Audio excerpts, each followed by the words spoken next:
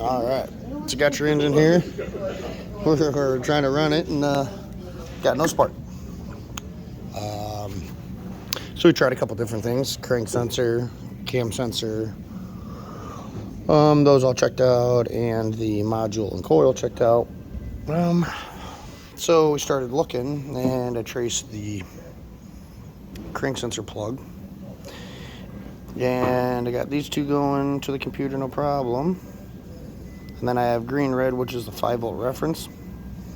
I got nothing to the computer, but I can jump 5-volt green red reference at the throttle body and jump it off of the temp sensor, and they all have continuity, so they're all joined other than this guy, crank sensor.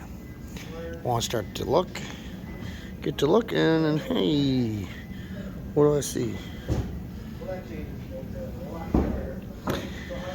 That'd be why it doesn't run. So I'll get that fixed and we'll fire it back up and we'll run it. And obviously you can see I did not take it apart. I didn't touch this thing other than literally just put it on the stand and try to get it to fire.